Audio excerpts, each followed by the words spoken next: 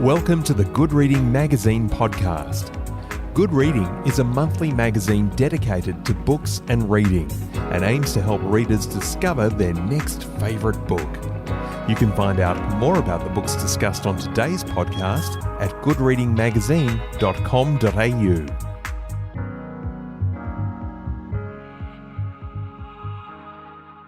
Blake Johnston has been a professional surfer since he was 16, dedicating his life to the ocean, high performance and the sport he loves. With 20 years of elite coaching experience, Blake has shown the world that with grit, determination and a lot of hard work, anything is possible.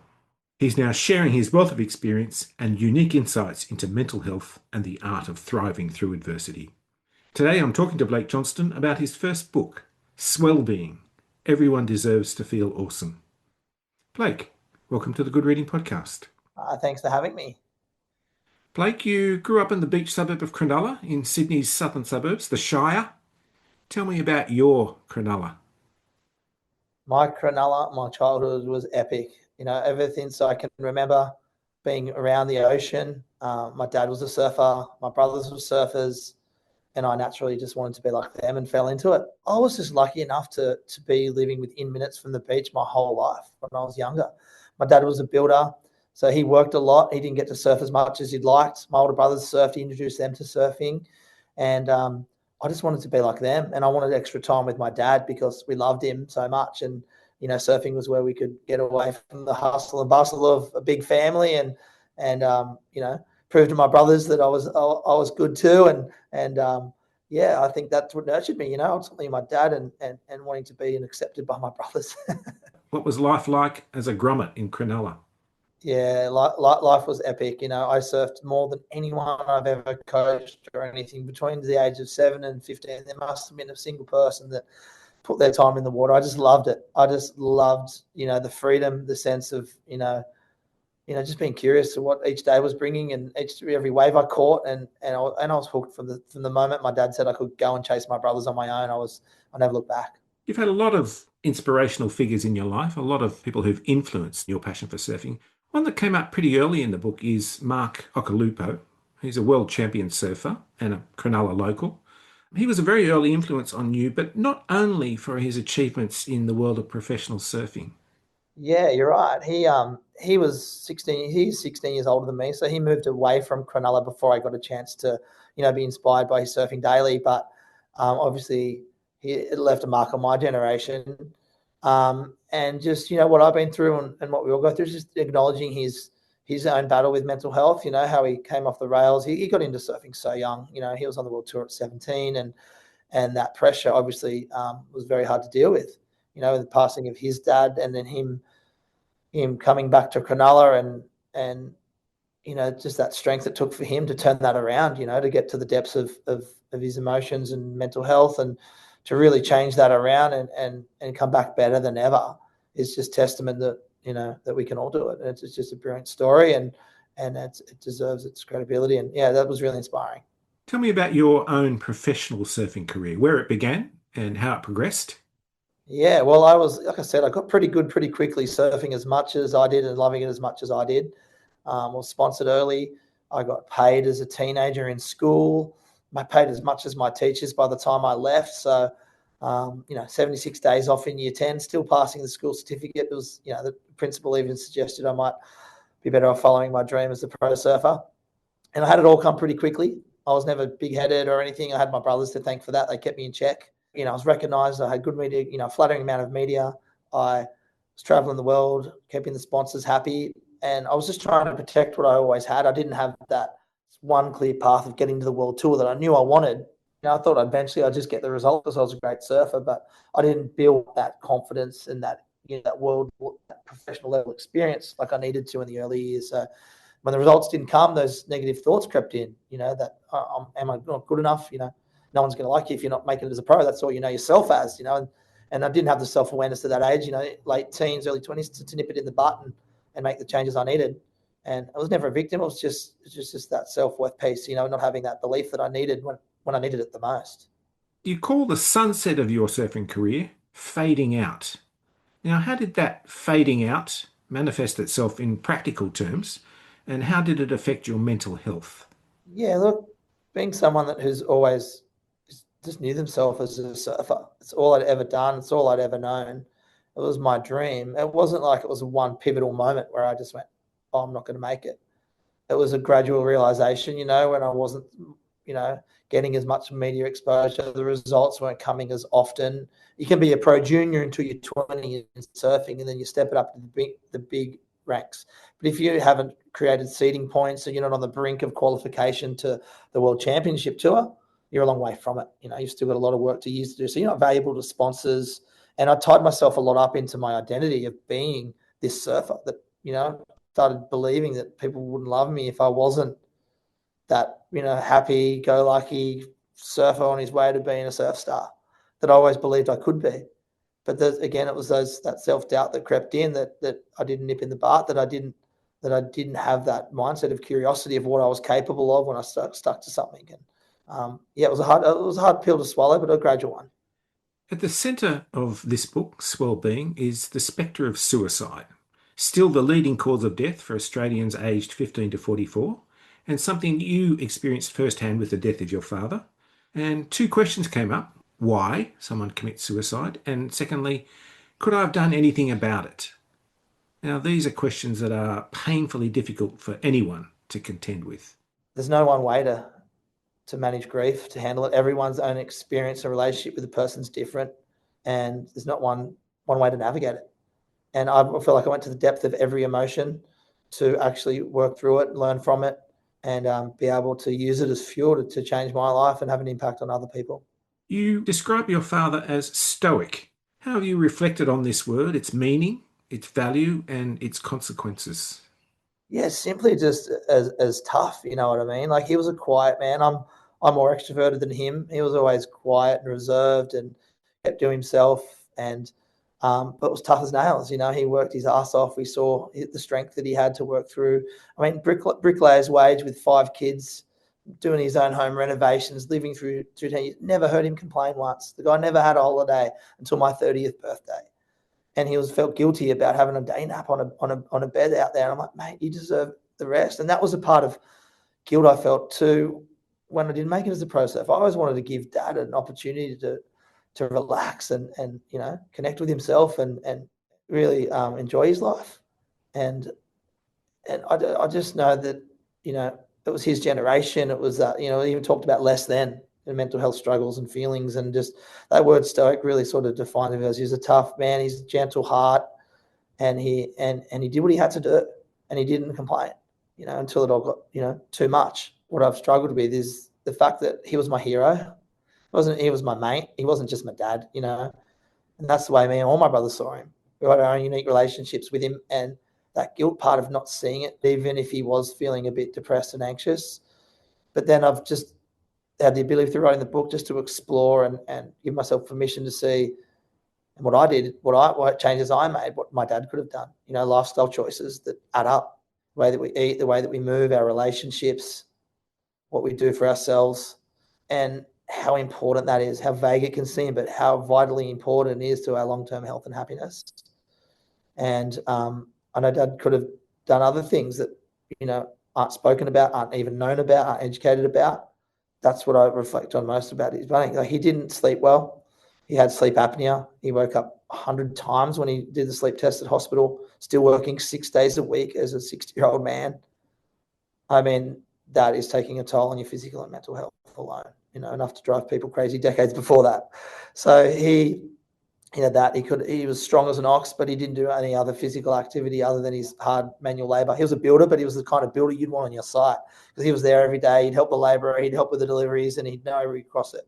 He had built so much respect and trust in people because of how he held himself accountable to what he said he was going to do, and he was always there. And he didn't do that for himself. He didn't have that group of friends. How important that is. He was so respected by his peers, and his family loved him. But where was that other friend that was looking at it from a different perspective, that he was close enough to, that could recognize those patterns of when he was feeling crap, of when he wasn't doing the things he liked to do? Not give up surfing 10 years before because it was down a long list of priorities, but actually know that it was good for him and understand the benefits of being around the ocean and what that actually did for his well-being, and how important it is to do these small things that add up and create who we are ultimately. Swellbeing is a memoir, but it's also a toolkit to assist you in your journey through life and your journey through mental health. Take me through some of those tools and how they might support good mental health. Let's start with toolkit number 1, a blue mind.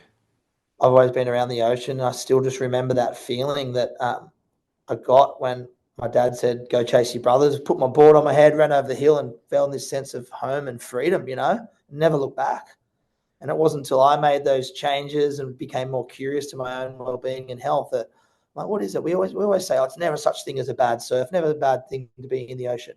But there's actually some science and evidence behind it that validates it a little bit, because it can seem pretty vague, as I've mentioned. But, there's a marine biologist, Wallace J. Nichols, who passed away last year. He has a body of evidence that suggests being in, under, or surrounded by water, even looking at pictures of open water, hearing the sounds of crashing waves, promotes a sense of safety within our nervous system, helps us feel calm and relaxed. And it's just, you don't have to be around an ocean to do that. You think every second meditation is of rolling, crashing, rhythmic waves. Homes are filled with big waves. I'm sure nearly all of us have stood there and been in awe of a beautiful big wave painting that's been on a wall or something that's come on our screen, and it's that vast open space that also promotes us to make us feel calm. Toolkit number 4, earn the sunrise.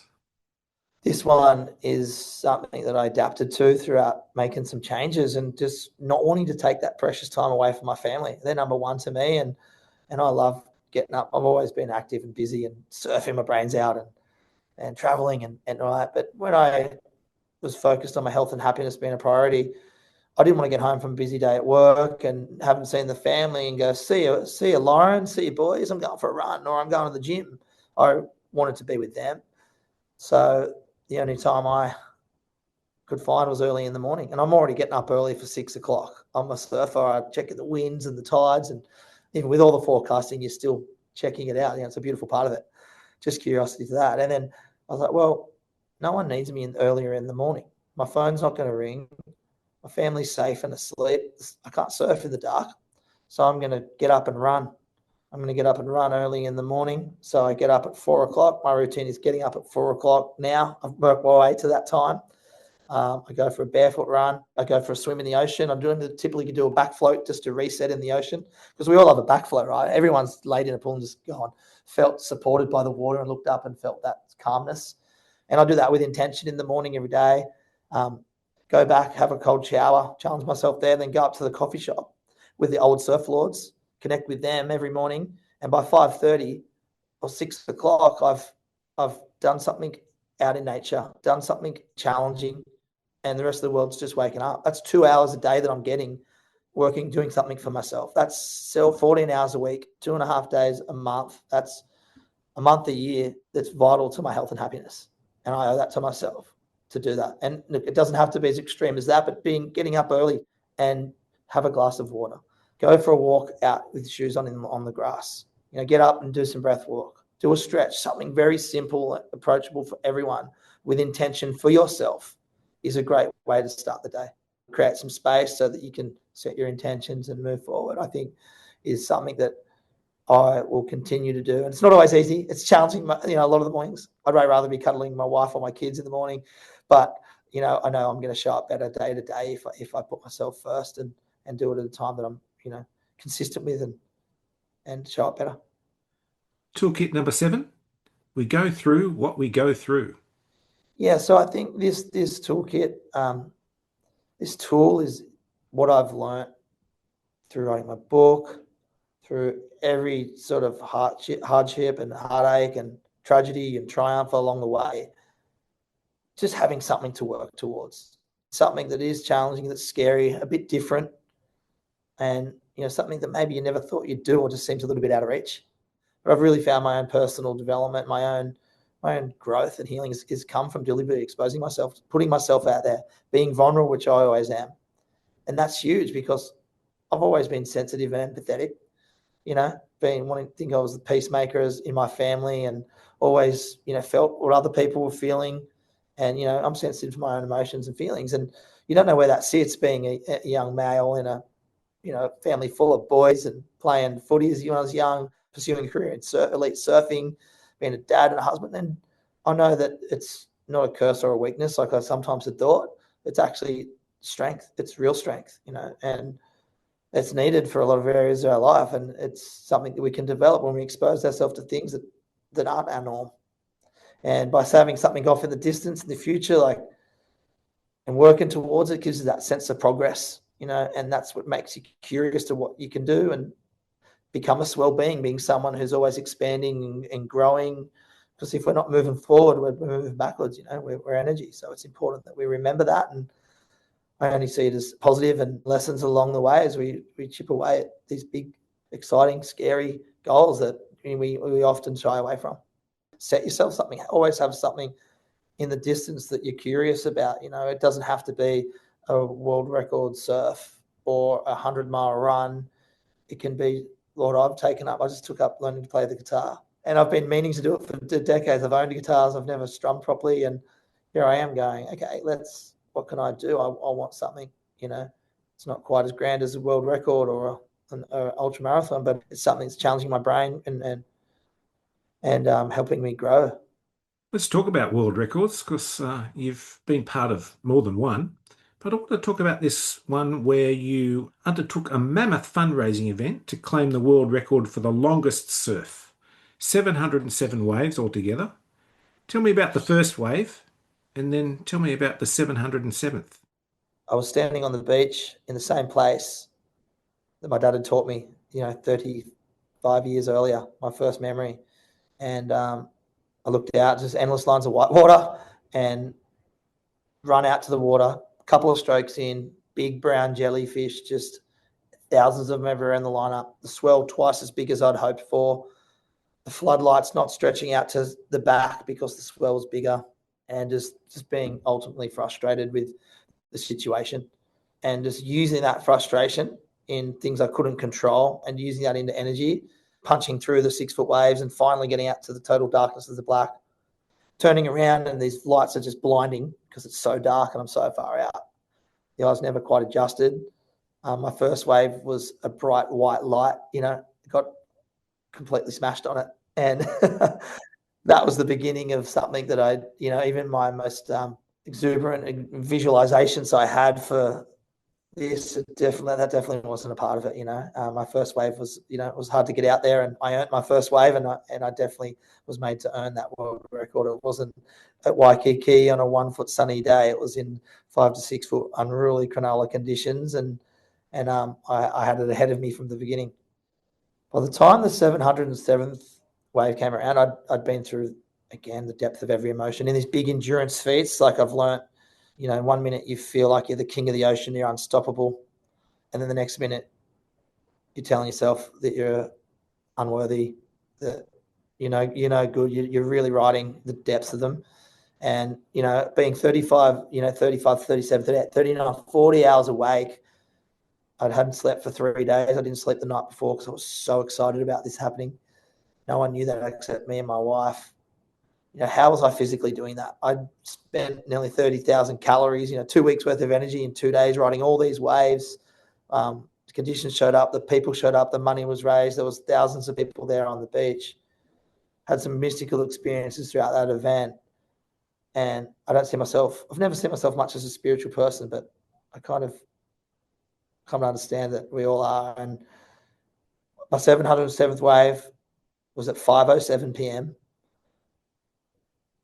I caught it with my son, Bobby. He was 10 years old. My friend pushed him on the same wave. I was like, it was sent from my dad. And I rode it to shore with him, walked to shore, somehow still gathered all that bit of energy I had left to make my way through the last waves as I finished. As I got to shore, I was embraced by my beautiful wife, my 2 boys, my widowed mum, my 4 brothers who had drifted apart since the passing of my dad, friends I grew up surfing that exact spot with, in the place my dad taught me, students from the surf school, my name getting chanted, bobbing big picture heads in my head going around everywhere, the whole Sutherland Shire community standing arm in arm, like everyone I ever loved in the one place. after doing the hardest thing I'd ever done.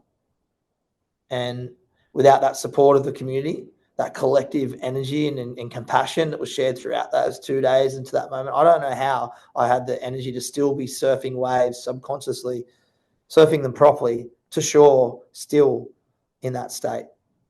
And it was just a tribute to how powerful we all are. All those people there felt a part of something bigger than themselves. And it was a moment that not many people get to experience. And I'm super grateful for it. And I want more people to have that.